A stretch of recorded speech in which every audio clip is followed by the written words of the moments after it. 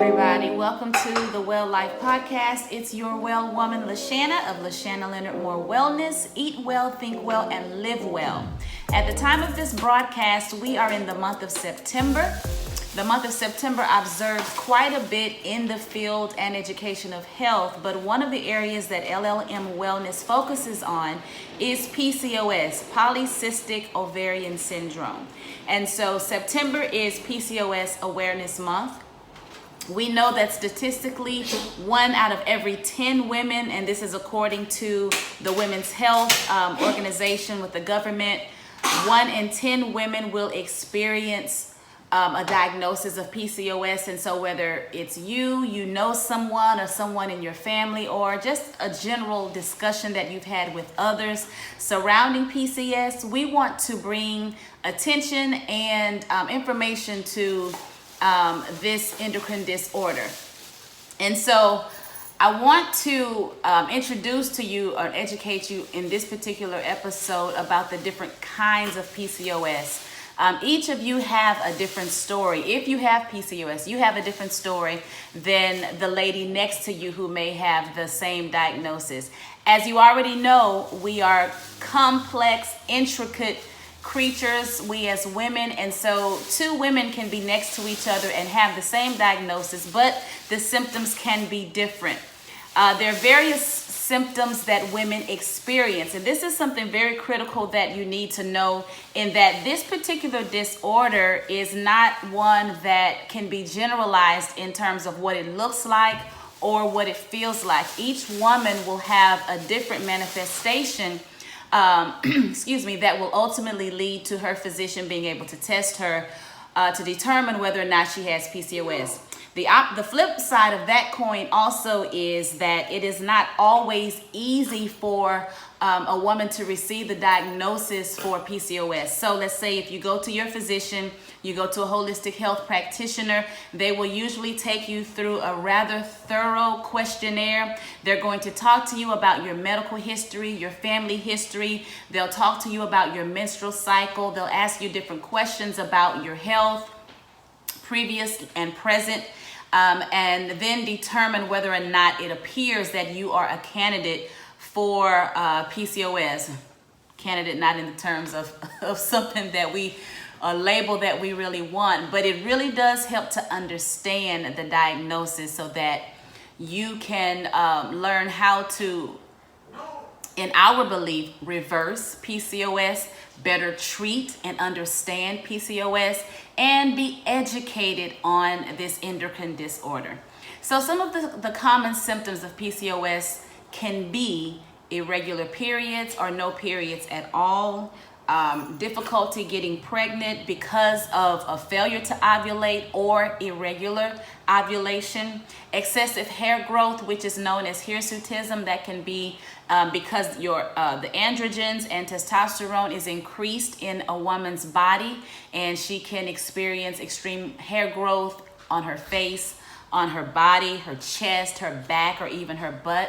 She may experience weight gain all over, like her full body weight gain, or in her abdominal area. And that can be a part of blood glucose, insulin resistance.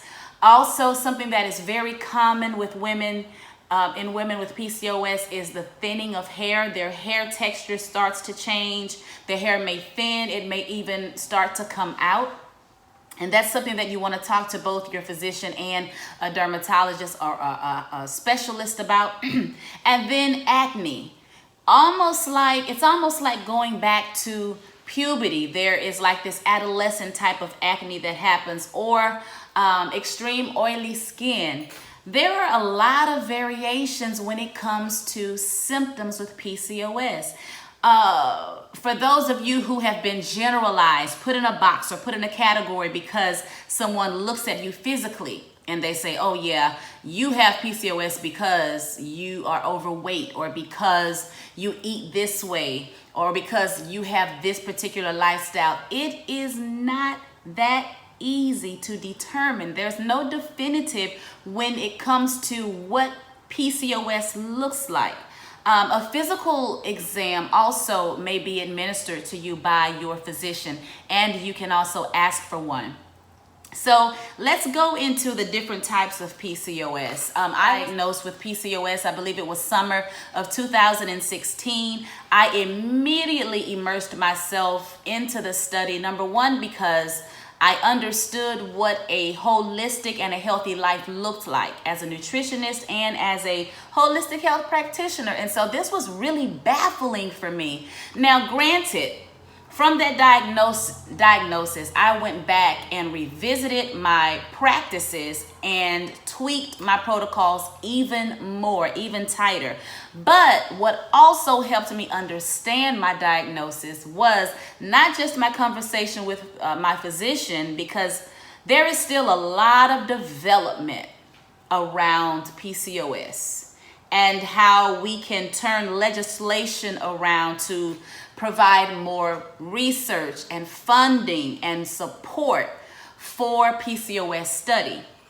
What really helped me was engaging in conversation with my mother regarding her history and the history of her sisters and my grandmother, and as far back as she could as she could remember and have discussion with me, and looking at some things that were just really similar within myself and seeing some commonalities in my mother that sometimes in our culture we just dismiss. We dismiss the facial hair, we dismiss the weight management or weight challenges, we dismiss oftentimes a lot of things that we need to pay close attention to. So ladies who have PCOS or who are curious about symptoms that you are experiencing, have conversations with the women in your life. It will do you a heap of good. But going back to the different types of PCOS, polycystic ovary or ovarian syndrome, it is a hormone related condition. So the crux or the nucleus of this disorder centers around your hormones.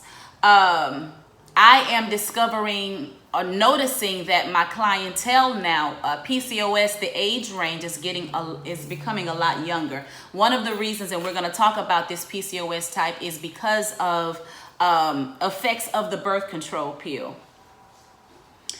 There are two particular hormones that we really want to pay attention to. That's your DHEA, known as your testosterone. Also, you may have fibroids. You may have had a sonohystogram, an ultrasound, more detailed test by your OB-GYN to see what's going on in your reproductive area that can really help to fine-tune this diagnosis. Every piece of information that you can garner is definitely important. Remember, we want to be advocates of our health. We want to be advocates of our body. We want to make sure that we are informed and educated, and you don't have to have a white coat in order to know something about what's going on with you. Also, it helps to relieve a lot of anxiety and stress when you've got some information, some insight on what's happening with your body and why that is happening. So within the holistic health realm, one of the principles is to treat the core issue. It's not enough for us to see the symptoms and to apply a medication or a protocol for that symptom if we're not digging deeper into the source of what's going on. And particularly for women of color, many of our issues, the surrounding and the resounding theme is our hormone levels. Our hormones is very, very important. So one of the types of PCOS diagnosis is centered around insulin. You're insulin resistant. Kind of works like diabetes. It's when you have a decreased ability to properly manage your blood sugar. Your body doesn't know how to manage the blood sugar. You're releasing too much insulin, and because of that, then your ovulation can be threatened. It also an overproduction of insulin will tell your ovaries to produce more testosterone. Now, with that being said, know this. We will never produce the amount of testosterone that a male produces. However, within the scope of our reproductive frame, there is a certain percentage of testosterone that we need, and we don't need an overproduction of that. So the ovaries start to overproduce testosterone instead of estrogen, whereas it should be producing estrogen. When that happens, your pituitary glands are stimulated, and that increases what we know to be the luteinizing hormone.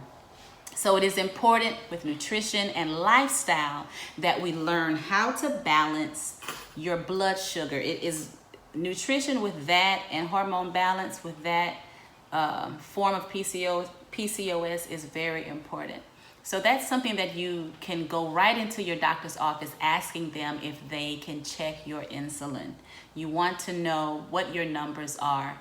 If you are diabetic, this is something that definitely would flow hand in hand.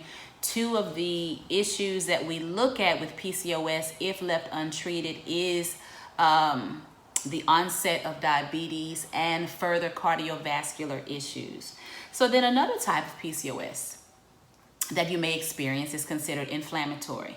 Okay, that is just what it sounds like. Women who have autoimmune diseases can attest to this, and that is that the body is inflamed. If your body is inflamed, you're going to experience things like Crohn's disease, irritable bowel syndrome, extreme fatigue. You're going to have joint pain. You're going to experience headaches. You may experience skin flares and skin breakouts like psoriasis or eczema. There is also a test that your physician can order for you or can administer to check your what's called the C-reactive protein, to see what your C-reactive protein is doing. And that's going to help assess the inflammation in your body. Now, as you know, we always consider nutrition as the first line of defense for everything. So you need a nutritionist, registered dietitian like myself to make assessments and evaluations on you so that you know specifically how to design an eating plan for yourself to reduce inflammation.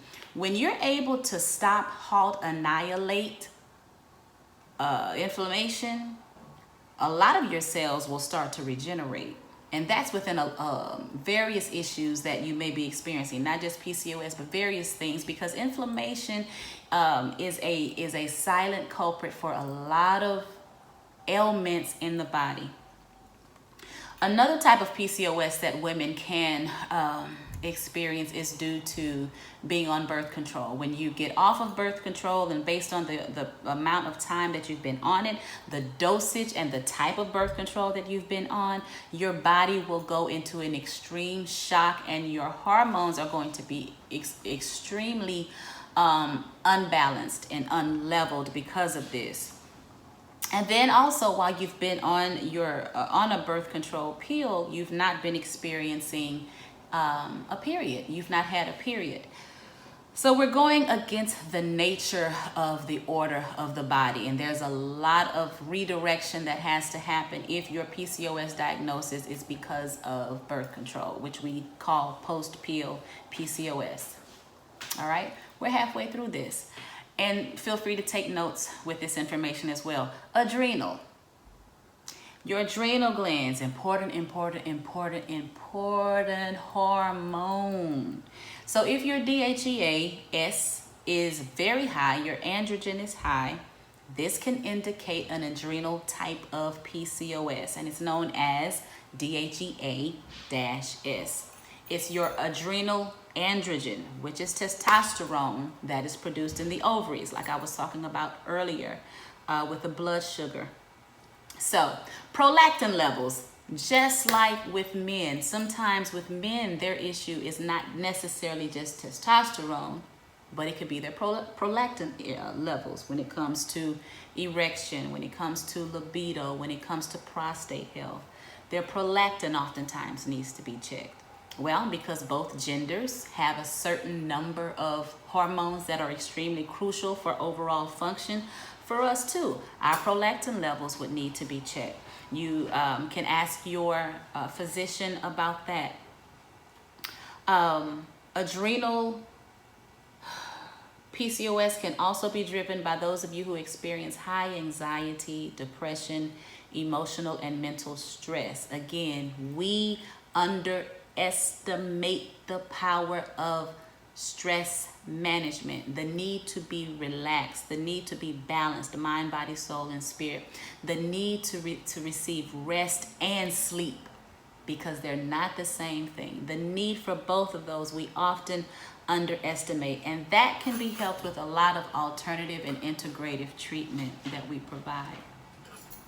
There are some hidden causes for PCOS. I was talking earlier to you about the need to have conversation with your with the women in your family, because one of the newer researches that's I would say really is still in research is that which is heredity.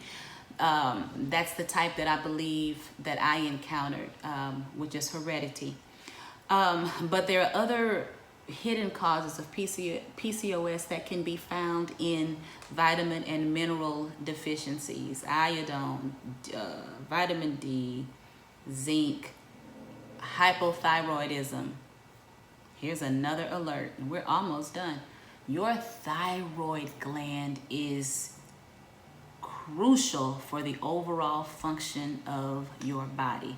Ladies, let me stop and say this. Be very careful when you are experimenting with many different types of diets and trends and weight loss or weight management, eating styles, all of these different forms of eating that may have worked for someone else for a period of time that you know of. You have got to be very careful. Supplementation, everything is good within its proper order. And that's why your education on it is important, because you need to know, hey, although this may be good, is this something I need? Kale, although kale is good, is this something that I need? This particular supplement, although it may have worked for somebody else, this amino acid, this essential oil, you want to know as much as needed, because you are not like anybody else. You are one of a kind. And what you don't want is that something that started in good intention to end in disruption in your body's natural function to flow and to feed and to take care of you. So I hope that this was of help. If you are interested, like I said, in setting a consultation, or you're interested in an assessment, you need to know a lot more about what's going on with your body, as you believe you may have PCOS, or you are dealing with PCOS, or you are successfully managing PCOS, but you're ready to take it to the next level, or you've got a follow-up coming up, and you want to make sure that you're making some strides so that you can have a good result and a good read for your next visit. Reach out to me, LaShannaleonardMoore.com. I want to make sure I say all my name, LaShannaleonardMoore.com, or assistant@LaShannaleonardMoore.com. Always applied knowledge is power. Applied knowledge is power. So as we continue on our journey of well-being, remember, eat well, think well, and live well. Until the next episode. Bye, you guys.